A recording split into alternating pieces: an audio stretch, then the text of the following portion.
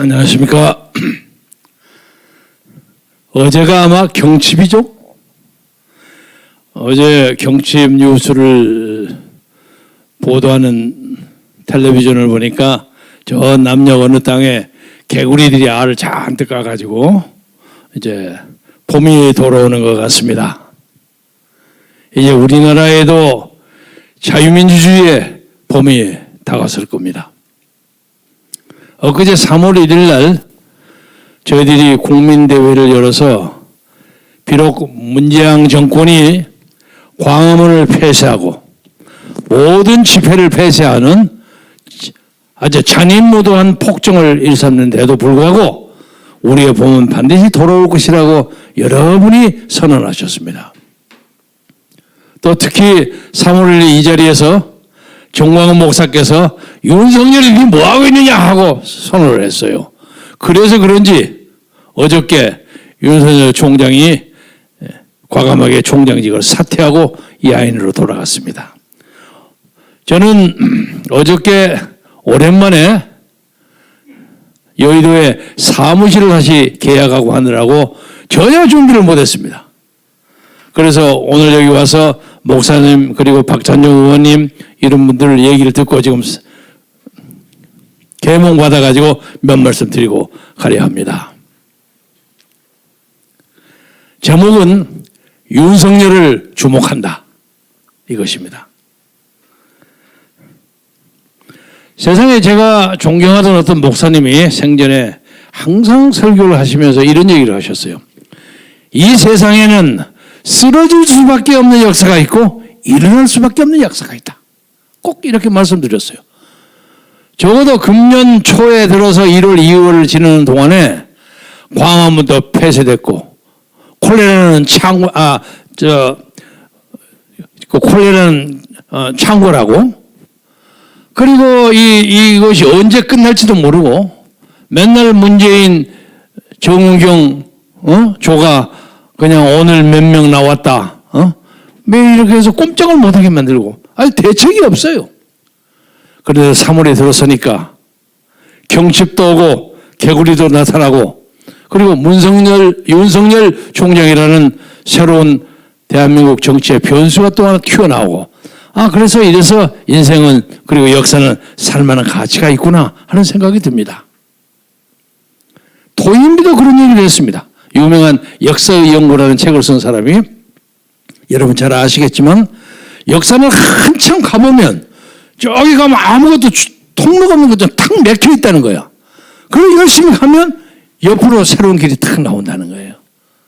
그래서 우리 민족에게도 다시 자유민주주의를 이 땅에 회복시키고 정의와 평화와 자유가 넘치는 그런 시대를 만드는 새 시대가 이 봄에 반드시 마련되리라고 생각합니다. 윤석열 전 총장이 하는 일련의 그 행동을 보면서 우리나라에 그래도 인물이 있구나. 상당히 중요한 인물인데 이 양반이 또 어떻게 잘못하다가 옛날에 반기문이나 또 이회창이나 이런 분들처럼 어떤 좌절해버리면 어떡하나 하는 걱정이 들어요. 그래서 제가 제목을 윤석열을 주목한다. 많은 사람이 그쪽에 여기저기 협력하고 자원하고 하는 사람이 있는 걸로 압니다. 그러나 지혜롭게 이 문제를 잘 해결해서 한국 역사를 새롭게 끌어가는 새로운 차원으로 끌어가는 그런 용사가 됐으면 얼마나 좋을까 하는 희망을 가져보면서 주목합니다. 요새 엊그제도 제가 그 말씀 드렸습니다만 이 문재인 정권의 인사정책은 참으로 가관이에요. 이거 뭐라고 할까? 역사책에 한번 기네스북에 나와야 할 만한 정도예요. 아니 법무부 장관이니 무슨 건설부 장관이니 어쩌면 꼭 그런 사람들만 뽑아내느냐 말이야. 한때 제가 요새는 좀 조용한 유시민 장관한테 농담 삼아서 그랬습니다. 이름을 가지고 유난히 시류에 민감한 사람 유시민 이렇게 붙였는데 요새 변창호를 보니까 변명이 창궐한 거이 흠이야. 너무 변명을 잘해. 그리고 그 과정에서 문 대통령은 지금 뭐 조사 열심히 해라. 그런 얘기를 해야 할 거라면 차라리 책임자 변창을 그 문제 조사에서 일단 배제시키거나 아니면 당장 책임을 자르거나 이래야지 국민의 마음이 시원해지지. 뭐 조사해라고 뭐 보통 그런 얘기만 하고 그건 무슨 소리가 있습니까? 그러니까 그런 조사는 검찰이 해야 하는 거예요. 아까도 우리 박찬정 의원이 그 말씀하셨습니다만 검찰이 해야 하는데 검찰 수족을 다 잘라버리고 엉뚱하게 뭐 총리실에서 국토부 뭐 사람 그리고 감사원도 빼버리고 눈 가리고 하는 거죠. 뻔하죠. 어머어머하고 맨날 밑에 있는 사람 몇 사람 자를 겁니다. 그러니까 문재인 대통령이 문재인이가 이번에 엄격한 조사를 해라는 그 지시는 정권을 흔들리지 말고 몇 놈만 주변 잘 정리하고 딱 근사하게 만들어라. 이것을 지시하는 것과 마찬가지입니다. 검사는요, 솔직히 말해서 상당히 선출된 엘리트들입니다. 또 검사들 미워하는 사람도 있어요. 너무 폼 잡고 막 자기 마음대로 한다. 그러나 정부에는 그런 사람이 있어야 합니다. 그들은 검사 동일체 원칙을 가지고 자기들끼리 딱 이렇게 뭉쳐져 있어요. 그런 게 있습니다. 물론 이성윤 같은 사람도 있기는 하지만은 그렇기 때문에 자기의 긍지와 권위와 명예를 위해서 지킬 건 지켜. 무조건 그중에 나쁜 사람도 덜어 있기는 있겠죠. 그런데 저 검사들 꼴 보기 싫다고 공수처 만들지. 요새는 중수처 만들죠. 중수부? 그 중수부라는 건 뭐냐? 중요한 범죄가 있으면 자기들이 맡아서 적당히 하겠다는 겁니다. 그런 겁니다. 빤해요. 이래가지고 어떻게 나라를 끌어갑니까?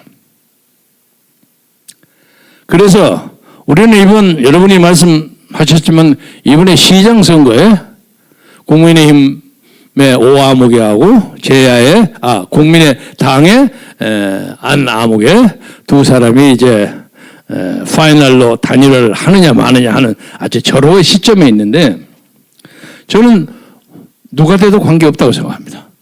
누가 돼도 단일화만 하면 그리고 단일화에 빠진 사람이 진심으로 그 사람을 도우면 무조건 이긴다고 생각합니다. 그러니까 아니냐 오냐 오세훈이냐 안철수냐 이거 걱정하지 마세요. 누구를 뽑아도 되면 이깁니다. 간단합니다. 이 비결이. 그런데 만약에 이 사람들이 깨져갖고 안 되면 이건 역사적으로 엄청난 비난과 저주를 받을 겁니다.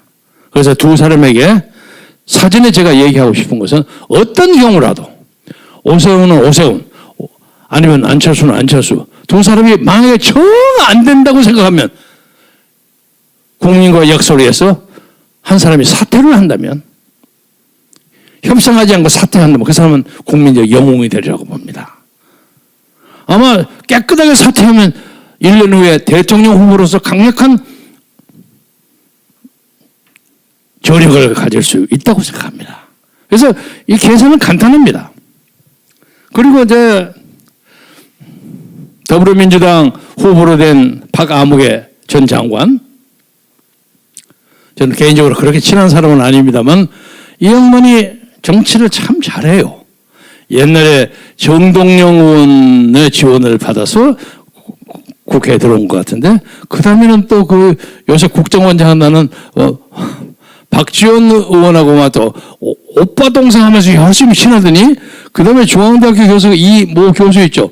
그 사람을 비상대책위원회로 올리려고 하다가 또 안 돼가고 그만둬버리고 그리고 원내대표도 하고 재주가 좋은 사람이야. 그리고 설득력도 있고 대중성도 있고 다 좋아. 그리고 개인적으로 재능을 인정합니다. 그런데 이 양반이 요새 결정적인 실언을 한마디 했어요. 대한민국은 문재인 보유국이다. 대한민국의 상징이 문재인이라는 뜻이에요. 그러니까 여러분이 더불어민주당의 박아무 후보를 밀으면 그 자리에 문재인을 시장으로 믿는 것과 마찬가지예요. 그렇죠? 그러니까 문재인에게 의해서 끌려가는 서울시정을 원한다면 여러분 뽑으세요. 뽑으세요. 이 나라가 어떻게 되는지 여러분이 책임져야 합니다. 이게 말이 안 되는 얘기예요. 그리고 이것은 1년 후에 있는 대통령 선거 꿈도 꾸지 말아요. 그런데 그럼에도 불구하고 이 정권이 저렇게 무리를 하는 이유는 무엇인가? 이 사람들이 가지고 있는 비밀 코드가 딱 하나 있습니다. 오늘 이걸 주목해서 여러분에게 말씀드리고자 합니다. 이들은 무슨 일이든 간에 선거를 해서 개표를 하면 자기들이 이긴다고 맹신하고 있어요. 이겁니다. 그러니까 우리가 반드시 수개표를 해야 되고 반드시 그 표를 지키기 위해서 최전선에 나서야 합니다. 그리고 지난번에 4.15 국회의원 선거 그때만큼 전국적인 부정부패를 함부로 감히 벌리지 못할 겁니다. 여기는 규모가 적어요. 서울하고 부산 이렇게 떨어져 있기 때문에 눈이 적어도 집중도가 한 10배 이상 강해지고 함부로 못합니다. 그리고 국민의힘 의원들은 오늘 당장이라도 내일 당장이라도 중앙선거관리위원회를 조사하고 그리고 선거관리위원회 모든 기계를 조사하고 그 기계 중에서 메이드 인 차이나 하웨이 기계를 완전히 빼냈고 거기에 개표하고 그 표 계산하는 것 중에서 무슨 이상한 코드가 박혀 있는지 그걸 다 조사해야 돼요. 이걸 안 하면 아무리 회의해봐도 소용없는 거예요. 이 사람들이 가지고 있는 중국 당교와 중국 공산당 당교와 짜는 그 시스템이라는 게 바로 이 하웨이 기계에서 가지고 있는 그런 어떤 부정부패 조작 시스템이 아닌가 저는 강하게 의심합니다. 그리고 여러분 국민의힘은 그것을 잘해 주셔야 돼요. 그러니까 국민의힘 후보가 되든지 아니면 국민의당 후보가 되든지 간에 우선 야당이 이겨야만 다음번 1년 후에 대통령 선거도 해볼까 말까 하는 겁니다. 그래서 이것을 반드시 해 주셔야 하고 우리 국민들도 아무튼 이 나라가 성추행을 벌려가고 서울, 부산, 대한민국 제1, 제2의 도시 시장이 싸그리 가버렸는데 한 사람은 의문의 죽음으로 자기 생을 청산했고 좀 가련하기도 짝이 없어요. 왜 그렇게 갑자기 그렇게 해버려? 할 말은 하고 가야지. 또 한 사람은 저쪽에서 목숨은 유지했지만 알고 보니까 그 사람의 일가가 가덕도에다 땅을 더 수만 평을 더 샀다는 거야. 야, 이게 기가 막혀. 아까 박찬정 의원이 말씀하셨지만 가덕도에 대해서 제가 한 말씀을 드리자면 나는 가덕도에 공항을 만들었을 때 불안하기 짝이 없어요. 불안하기 짝이 없어요. 그거 내리고 올라가고 뜨고 하다가 광풍이 와갖고 비행기가 사고 나고 뭐가 어떡합니까? 난 그게 걱정이에요. 그리고 지하 20m를 메꾸려고 하면 수면 20m를 메꾸려면 산을 3개를 파서 집어넣어야 한답니다. 이게 가당키는 한 일입니까? 아무리 돌멩이 넣고 해도 그거는 굉장히 바람이 세고 아주 태풍의 경로입니다. 저는 단언합니다. 설사 만분의 하나 다음에 이 정권이 다시 제 집권이 된다고 한들 아니면 거의 대부분의 경우는 정권이 바꿔지리라고 생각합니다만은 어떤 정권이 들어서더라도 가덕도는 무효가 될 가능성이 저는 99%라고 생각합니다. 그러니까 부산에 계셔서 투표하시는 분들 가덕도 때문에 획가닥하게 넘어가지 마세요. 가덕도 때문에 부산시장이 엉뚱한 대로 돌아간다고 하면 이게 부산 시민에게 이게 대단한 불명예입니다. 돈을 받는 거요. 서울 유권자도 마찬가지예요. 그 돈이 문재인이가 주는 돈입니까? 우리가 낸 세금을 가지고 한 거예요. 그러니까 우리가 했던 거 돌려받는다고 생각하면 그냥 받으세요. 받고 찍은 것은 표만 정확하게 찍으면 됩니다. 그래서 말씀을 요약하자면 이 10월에는 새봄이 돌아오는 것처럼 코로나도 점점 물러갈 것이고 그리고 코로나가 이제 날씨가 따뜻해지면 위력이 좀 약해진다고 그러지 않습니까? 좋은 봄이 올 것입니다. 좋은 봄이 오고 이번에 4월 7일 선거를 이겨놓으면 아마 우리나라에 새로운 정치의 봄이 벌어질 겁니다. 정계 개편을 포함해서 많이 벌어져서 자유민주주의가 무엇인가 하는 그 미덕을 열심히 주장하는 사람들 그리고 그것을 디펜서가 막으려고 하는 문주사파라고 할까? 문팔육. 요새 그런 말이 있다. 문팔육들의 방어전이 붙어가지고 대한민국에서는 정치의 한마당 바닥에 벌어질 겁니다.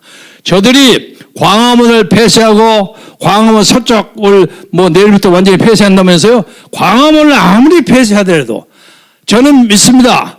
어떤 정권이 들어서더라도 자유민주 세력의 정권이 들어서리라고 생각합니다만 광화문은 다시 복귀될 것입니다. 광화문은 바뀌됩니다. 광화문 광장은 우리 국민의 심장입니다.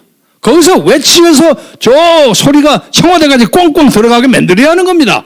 그것을 적당히 막아가지고 나무 심고 어쩌고 해갖고 흡사 요새 땅 사가지고 나무 심는 사람 작자들처럼 그따위 짓거리를 해가지고 역사의 정도를 훼손시키기 어렵습니다.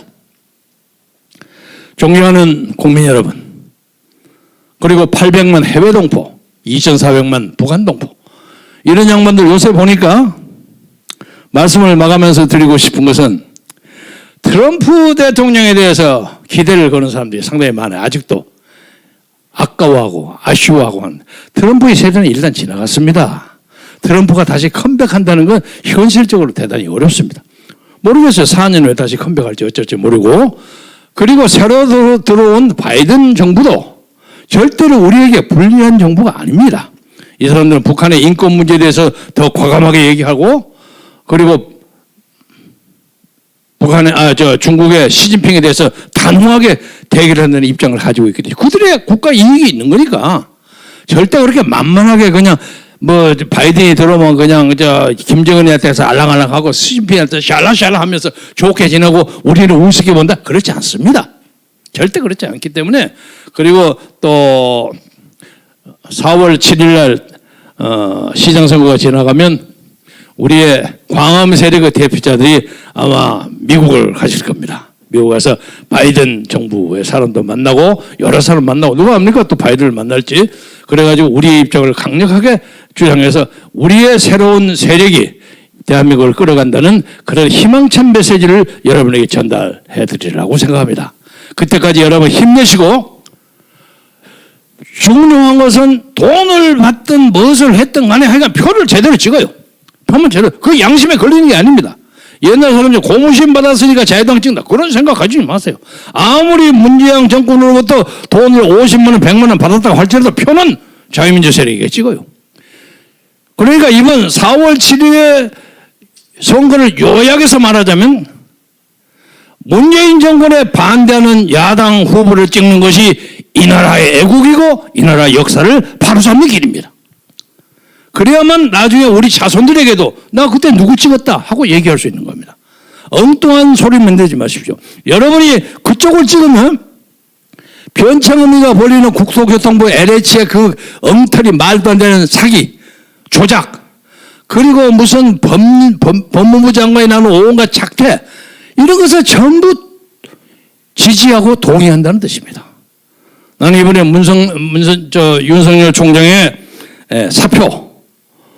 사표를 나름대로 사람들은 그걸 출사표라고 얘기하는 사람도 있고, 또 그 출사표를 계기로 해서 대한민국을 그나마 지난 몇십 년 동안 지켜왔던 이 나라 어떤 공무원, 이 나라를 지키는 공무원 중에 중요한 부분의 하나인 검찰들이 이 정권하고 뭐 못해먹겠다고 막 사표를 낸대요. 줄사표를 낸대요. 사표가 출사표도 되고 줄사표가 돼요. 사표의 사태야. 그런데 이런 사태가 나오면 대한민국의 민주주의가 반드시 회복된다고 생각하시고, 여러분 절대 기죽지 마시고 우리가 침착하고 평화적으로 이 난국을 돌파합시다. 여러분의 건승을 빌어마지 않겠습니다. 대단히 감사합니다.